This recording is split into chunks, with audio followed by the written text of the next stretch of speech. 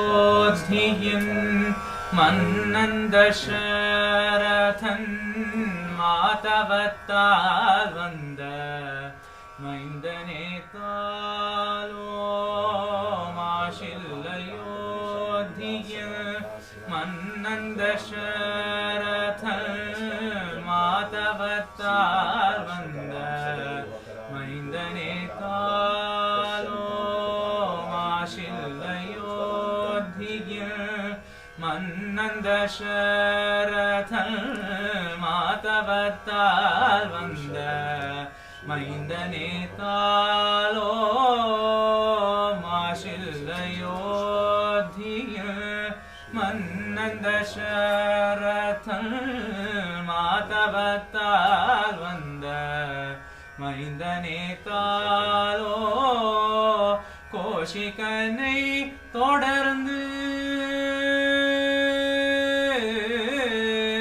கோஷிகனை தொடர்ந்து கொடியவரை அழித்து கோஷிகனை தொடர்ந்து கொடியவரை அழித்து கோஷிகனை தொடர்ந்து கொடியவரை அழித்து யாகந்தனை காத்த தீரனே. யாகந்தனை காத்த தீரனே தாலோ. யாகந்தனை காத்த தீரனே தாலோ. யாகந்தனை காத்த தீரனே தாலோ. பாதையிலே ஒரு கல்வுருவாய் நின்ற பாவை கருள் செய்த பாலனே தாலோ. பாதையிலே ஒரு கல்வுருவாய் நின்ற பாவை கருள் செய்த பாலனே தாலோ. பாதையிலே ஒரு கல்வுருவாய் நின்ற பாவை கருள் செய்த பாலனே தாலோ.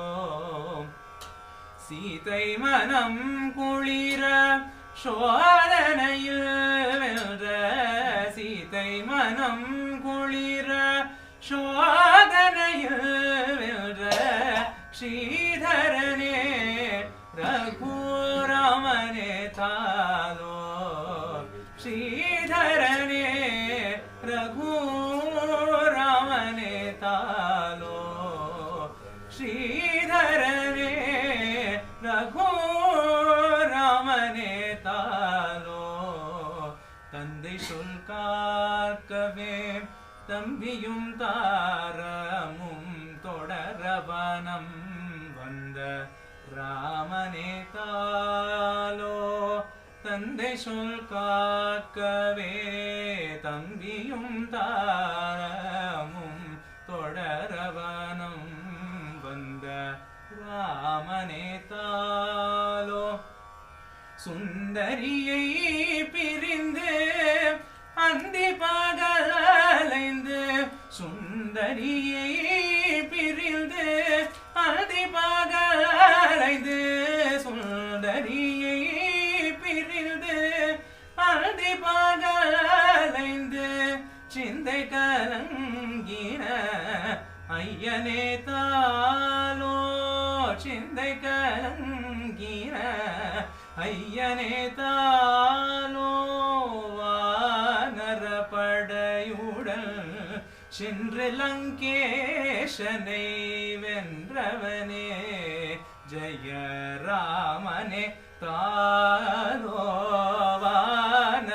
வானரப்படையுடன் சென்று லங்கேஷனை வென்றவனே ஜெய ராமனே தாலோ. அன்பர் மனம் குளிர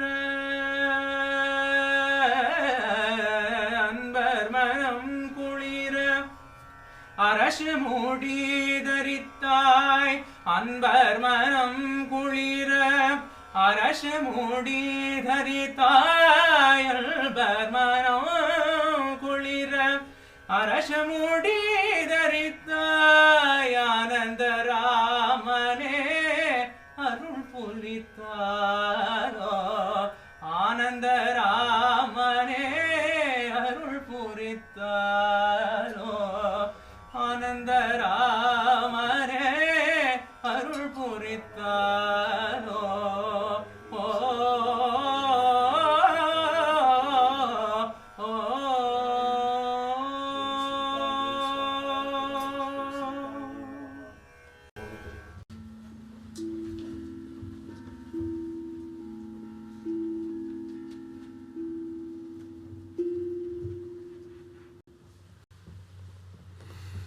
Welcome to you all for our annual Rama festival. Rama was born on the 9th day of the lunar calendar, the bright fortnight. It's called the Navami Tithi, which according to the calendar that we follow, fell on Wednesday last. Krishna was born on the 8th day of the lunar fortnight. So that's called Janma Ashtami. Ashtami is 8th. And Rama Navami is the 9th day of the month. And this year, we are very happy that Swami Prasannatmanandaji, who is the head of our Vedanta Society in Berkeley, is visiting us and is our guest speaker for this morning. In the last newsletter that I sent out, I included a link which gives more information about Swami on the Berkeley's website, and many of you would have read that already. But very briefly, he's a senior monk of the order. He held important and very responsible positions in India before he came to this country in 2011. And since the last 10 years, he's the head of the center in Berkeley. Just like we are surrounded here by BU and Harvard and MIT, so many universities, our Berkeley Center is also surrounded by the UC Berkeley. It's a beautiful location and a very academic environment like the kind we are used to here. So we are very happy. So Prasannatmanji did come here 10 years ago. How many of you remember that? Well, I had forgotten it myself, so I can understand if you don't. He was here in 2014. I checked yesterday. And that time he spoke here on Vivekananda and ethics.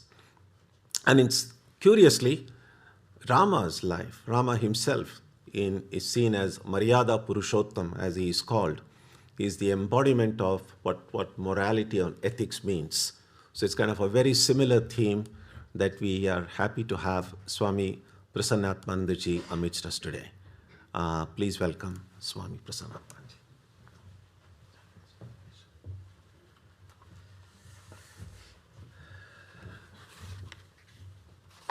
Thank you, Maharaj. And I found that I came here after 10 years, but Ramachandra was sent to exile in the woods for 14 years. I offer my pranam to revered Swami Dhyaganandaji Maharaj for inviting me here. And obviously, I am very happy to stand before you to share some of the incidents that happened in Ramayana. Among the many regional Ramayanas, Valmiki Ramayana is the major one, and the basic source of all other Ramayanas, like Krittiva's Ramayana, which is popular in Bengal, like Tulsidas Ramayana, which is also called Ramcharitmanasa, is very popular in northern India, Bihar, and part of the southern India. And in southern region, the Palghat Ramayana is also very popular. With changes in time and by the influence of local culture, belief, and rituals, the story of Valmiki Ramayana changes from place to place and region to region. And that is the main book on Ramayana. I shall try to concentrate my talk on Valmiki Ramayana.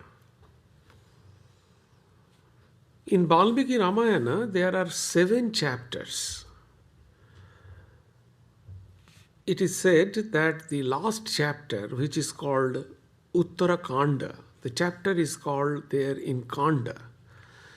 So in the last chapter, the Uttarakanda, it is said that it has been added afterwards. And there are 24,000 verses in Valmiki Ramayana. An important characteristic of Valmiki Ramayana, and in all the Ramayanas actually, the regional Ramayanas, is tragedy and pathos. The story has a tragic pathos of separation just before happy and joyful unions. Valmiki in Valmiki Ramayana was not a robber, Ratnakar, who transformed into Valmiki. But Valmiki in Valmiki Ramayana was an ascetic sage lived by the river Tamasa. One day, after taking a dip in Tamasa, Valmiki saw in an ecstatic mood that a pair of cranes were moving about closely and never parting from one another, making charming noise. Suddenly, he saw a hunter called Nishada struck the male crane with his arrow and killed the bird. The female bird gave out a piteous wail for parting from her mate and companion. On seeing the bird struck down, pity was aroused in the heart of Valmiki, and he cursed Nisada in a beautiful poetic couplet. In Sanskrit, it is said, Ma Nishada Pratishtang Tam Agamaha Shashwati Samaha Yat Krancho Mithunadekam Abudhi Kama Mahita. May you not have peace of mind for endless years. Find no rest or fame, O fowler, since you killed one of the pairs of cranes infatuated with passion.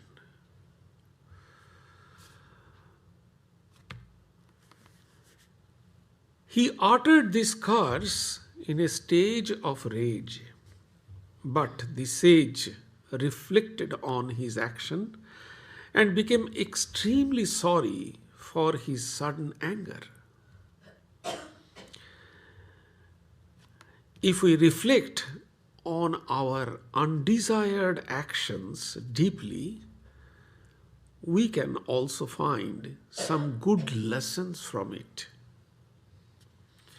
Same way, Valmiki hit upon an idea that emerged from the said incident, that he would compose the Ramayana in the same poetic couplet by which the curse spontaneously came out from his mouth. Hence, we find in Ramayana a kind of tragedy of separation. Wherever there is something joyful, happy happenings of union was going to take place, there we find a kind of separation. We can see newly married Rama was about to coronated on the throne and suddenly, by the instigation of Manthara, the maid, King Dasarath's second wife, Kaikeyi, asked for the king to fulfill his promise. As a result, instead of becoming king, Rama had to go to exile for 14 years in the wood. Again, after a terrific battle with demon Rakshasa Ravana, when Rama conquered Sita Devi and the monkeys were about to celebrate the moment, suddenly Sita Devi was put into a test and the vibe of connectedness or union turned into tragedy. When Rama and Sita returned to Ayodhya after spending 14 years in the woods, and the people there were ready to see Rama and Sita on the throne, Sita Devi was again put into a test and they were separated. Rama's two sons, Lava and Kusha, could not enjoy the presence of their parents at the same time. Rama was not among them when Sita Devi was present in Valmiki's hermitage. And when Rama was present with them, Sita Devi had entered into the lap of Mother Earth. The characters in Ramayana are interesting, and Rama is the major character. But surprisingly, in Valmiki Ramayana, Rama is projected as a perfect human being. In Kattivas Ramayana and in Tulsidas Ramcharitmanasa, we find that Rama is a kind of God or avatara of Vishnu or incarnation, whatever. But in Valmiki Ramayana, Ram is presented as a perfect human being, not a mysterious demigod. One day, Narada, the chief hermits and the mysterious divine traveler, came to the hermitage of Valmiki. Valmiki asked a couple of questions to him, and you can find that all the qualities of this question is the special qualities of Rama. First, who can possibly be full of virtuous person in this world at present? Who is the virtuous person in this world? Nay, who is possessed of powers and knows what is right? Who is conscious of services done, truthful of speech, and firm of resolve? Who possesses the right conduct and who is friendly to all living beings? Who is a man of knowledge? Nay, who is powerful and who has a singularly lovable appearance? Who has subdued his self? Who has conquered anger? Who is possessed a splendor and who is above fault finding? And whom do the very gods dread when his wrath has been apparently provoked in battle? I wish to hear this. For there is a great curiosity in my mind about it. I am asking you because you are wise enough to know such a man, O eminent seer. Those are the questions Valmiki asked Narada. And Narada told him the story of Rama. So Valmiki's question was also that who is that human being is perfect in this world, virtuous? So Valmiki projected Rama as a human being.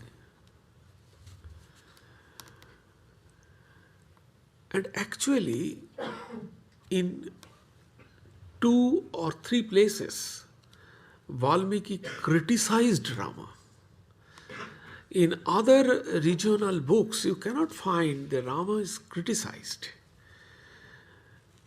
But here in Valmiki Ramayana, we find that Ramachandra is criticized in 1 or 2 places, especially when Ramachandra killed Vali, the elder brother of monkey Sugriva, by hiding himself without any prior notice or using. So, any prior notice, he was in the clan of Kshatriya. In Sanskrit, it is called Kshatriya, the warrior family. Ram belonged to the warrior family. So, it is seen for a warrior at that period of time, if they start fight or kill another warrior without giving him any notice. But Ram did that. Without any notice, hiding himself, Ram killed Vali. And Valmiki criticized that. Another point, Sita Devi, the pure woman, she was put into test again and again. That was also criticized by Vali. And Valmiki criticized with these words, pure and virgin Sita Devi could not forgive that a male ridicule and criticism in front of everyone. Hence, she entered into the fire.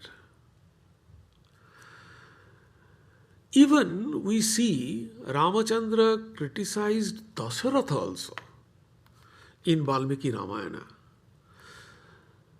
When Sita Devi, Lakshmana and Ramachandra came to the forest, and he saw Sita Devi, who never faced any hardship in her life, was facing hardship in the forest. He criticized his father. So we find there that Ramachandra is not a god. A little quality of human being is also present in Ramachandra. There were some shortcomings in Ramachandra's character, but whatever may be the limitations, in Ramachandra, Rama was projected as the greatest ever man. Maharaj said Maryada Purushottama. He said Maryada Purushottama. Maryada means propriety or of conduct or honorable, respected. And Purushottama means best among men, man of supreme qualities. But why is Ram called Maryada Purushottama, the best among men? It is because, explained Swami Vivekananda, Rama is the embodiment of truth, of morality, the ideal son, ideal husband, ideal brother, ideal father, and above all, the ideal king. Rama is the central role in Ramayana. Let us see how Rama became the ideal man. He was ideal son. So Rama projected, Maharaj also referred, that Rama projected the virtue. What is the quality of a virtuous man? How can we call a person virtuous? A virtuous man is one who is completely selfish, said Manu, the ancient Indian lawgiver. What was the guiding principle of Ram's life? Or what was the message that Ram taught through his life? The selflessness. We know that Ram lived in woods for 14 years to keep his father's promise. So this is a selflessness. He projected the only one thing, that is the selflessness. That is a virtuous man must have.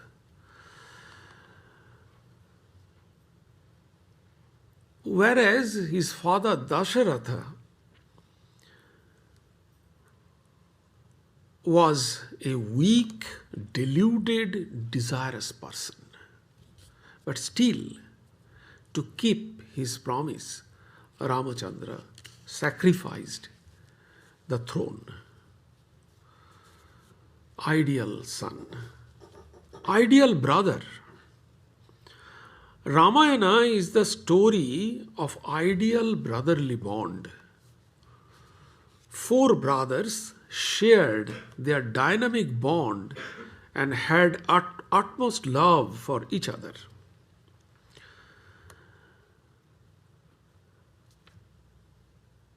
Lakshmana was very close to Rama. At the same time, Satrughna, the youngest one, was very close to Bharata. When Kaikeyi, Dasharatha's second wife, wanted Rama to leave the kingdom, he happily accepted that and went to exile, anticipating that his brother Bharata would become a king of Ayodhya. So he sacrificed the throne for his brother Bharata. But here we see the greatness of Bharata. Bharata also did not accept the throne.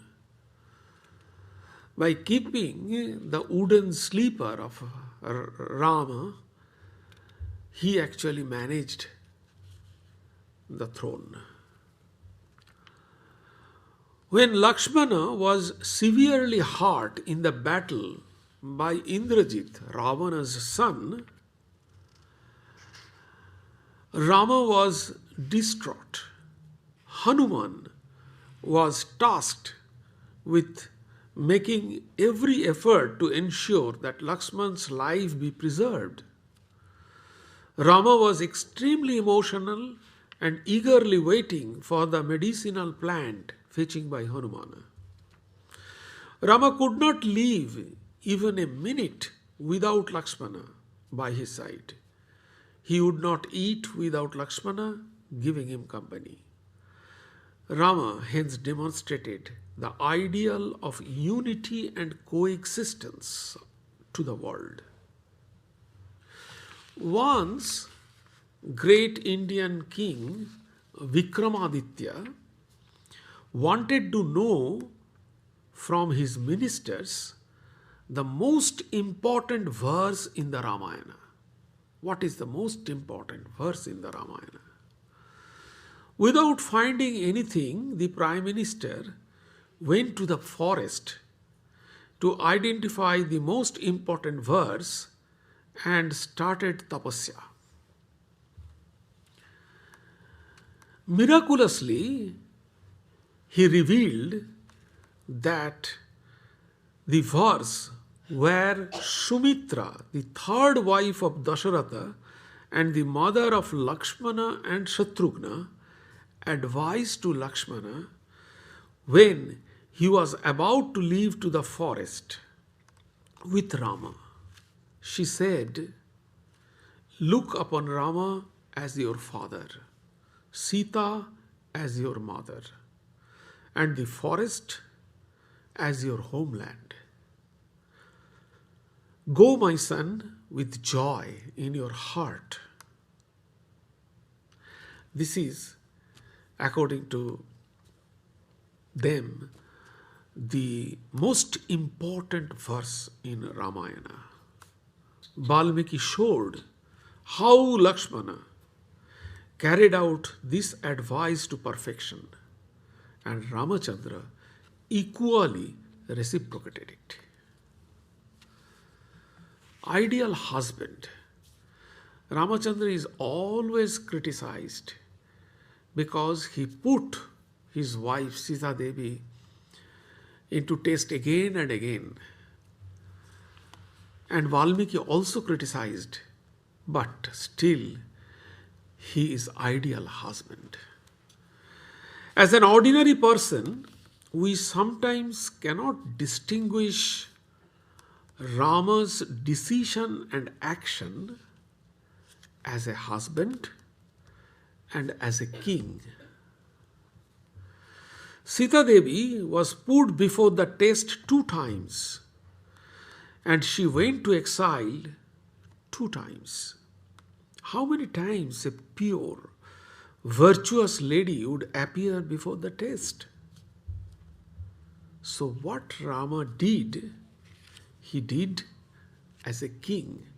Generally, we consider his action as a husband.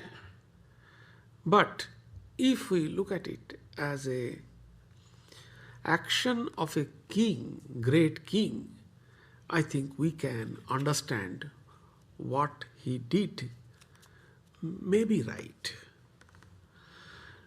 To him, as a husband, one can at the most satisfy one person, whereas as a king, he could satisfy the doubts of thousands of his subjects. And at the same time, he glorified Sita Devi.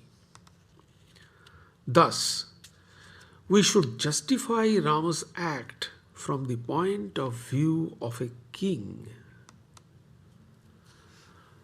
Centuries before Buddha, Ramachandra demonstrated through his life how to discharge one's duties of life in a spirit of selfishness and non-attachment. Like Buddha, Ramachandra too renounced his wife and the kingdom. But whereas Buddha renounced them for his own spiritual enlightenment, but Ramachandra renounced his wife and kingdom for the sake of other people, for the sake of his subjects, people. He was the ideal king. After becoming the king of Ayodhya, Rama gave a kingdom for each of his other brothers. At one point, Shatrughna could not bear the separation of Rama and prayed for permission to stay permanently in his company. As an ideal king, Ramachandra told him, "Be not sorry, O hero, for the dharma of Kshatriya," Kshatriya means the warrior, The dharma of Kshatriya is to govern their subject. And they should never be tired of living in foreign lands for any other purpose. By putting Sita Devi under tests, Rama only followed the duty of Kshatriya. There are other important characters in Ramayana. Sita Devi. Sita was confined in Ravana's garden, Ashoka. Ravana took him, Yet, she was perfectly safe from the evil intentions of the demonical king Ravana. Ravana could not force his demands upon Sita Devi. Why and how Sita Devi was unaffected in Ravana's camp? Valmiki narrated it in 3 words. And that is the central message of Valmiki Ramayana. He wrote, Rakshitam Shvena Shilena. These 3 words. Rakshitam Shvena Shilena, Sanskrit expression. She was protected by her own virtue. This is the central message of Valmiki's Ramayana. Sita herself told Ravana, I have so much power in me that I can reduce you to ashes. But I refrain from doing so because I want to preserve this tapas of mine and because I have not received an order from Rama. Swami Vivekananda said, any attempt to modernize our women, if it tries to take our women away from the ideal of Sita, is immediately a failure. The women must grow and develop in the footprints of Sita. And that is the only way. Sita is pure than purity itself. All patience, all suffering.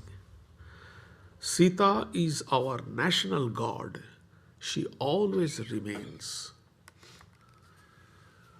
This much respect and honor Swamiji showed to Sita Devi. Another important character is Hanuman. Hanuman symbolized devotion. The battle of Rama and Ravana was the battle actually between Aryan and Assyrian. Hanuman is considered by many scholars as aboriginal. Rama had high regard for Hanumana. Hanumana and Rakshasa, the demons, they are not like that. They are a different tribe. And Valmiki narrated, explained, the Lanka, Ravana's kingdom, was highly sophisticated, very advanced in technology. The Hanuman and the Vanaras, the monkeys, they were also very advanced. So they are a kind of tribe, it is said. And in the first meet, Rama was very much impressed on Hanuman. Rama had a high regard for Hanuman from their very first meeting. He told Lakshmana, none can speak thus without mastering the Vedas. Nor is there any defect in his countenance, eyes, forehead, brows, and any of his limbs. His accents are wonderful, auspicious, and captivating. Even an enemy who has his sword uplifted is moved in the presence of Hanumana. Indeed, success awaits the monarch whose emissaries are so accomplished. After the coronation of Rama at Ayodhya, Hanumana prayed to him, "May my devotion to thee remain unshaken, and may my mind never conceive attachment unto any other object. Vouchsafe also that I may continue to live so long as thy stories continue to be told on earth."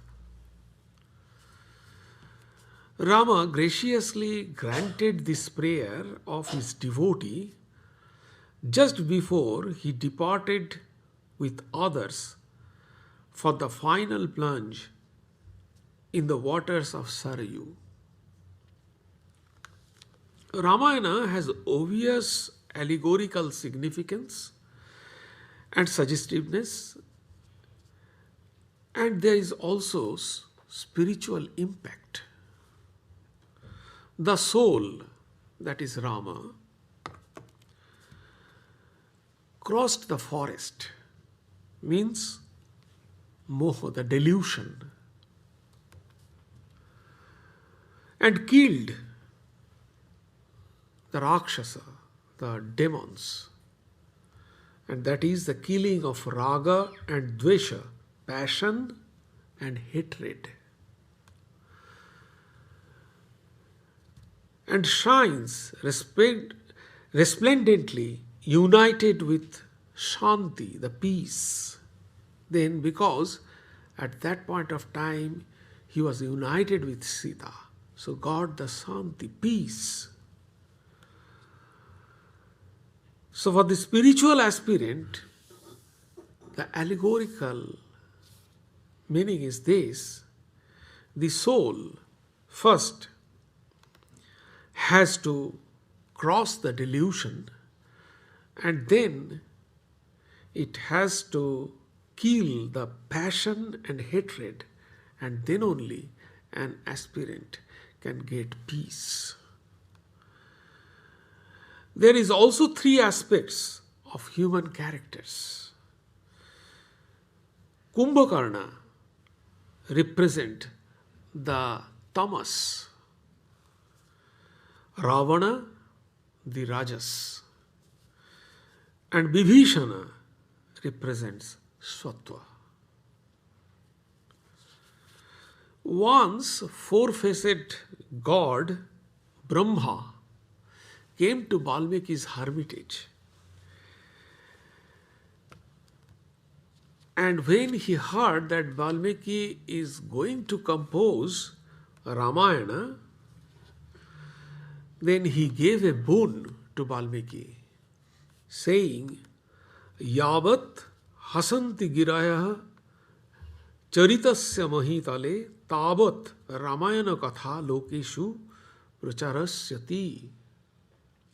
As long as mountains, rivers, trees exist in this universe, so long Ramayana will remain popular among the people.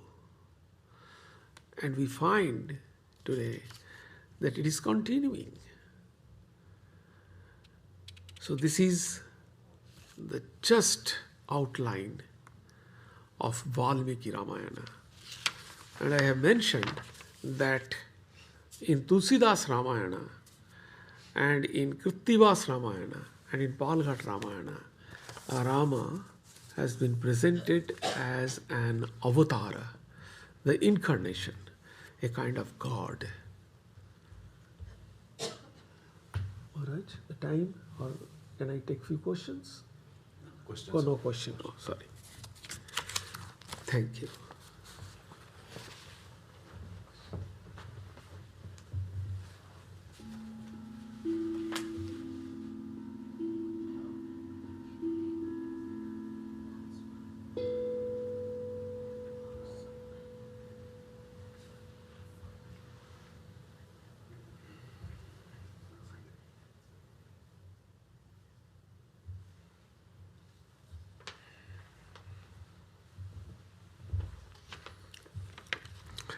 Thank you, Prasanna Panditji, for a very broad and a quick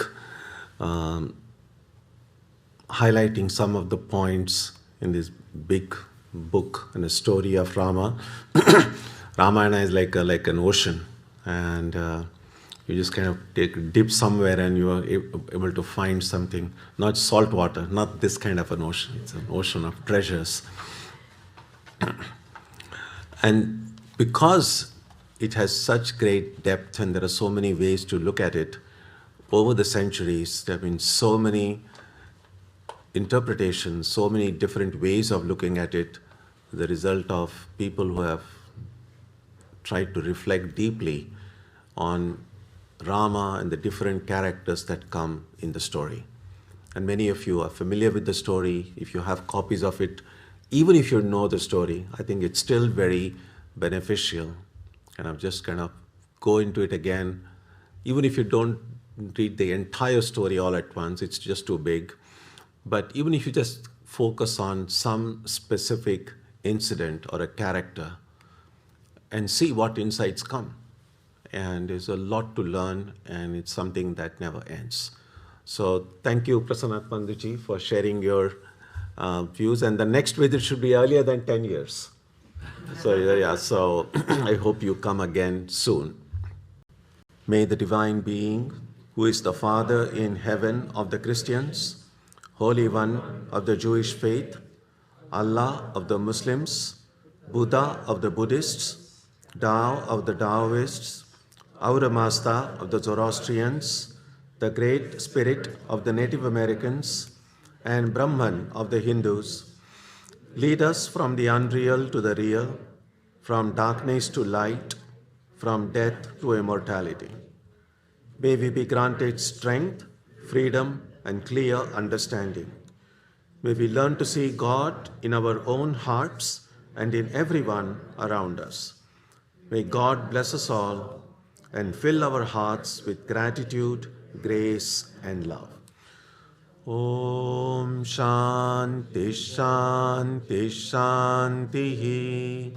Peace, peace, peace be unto you.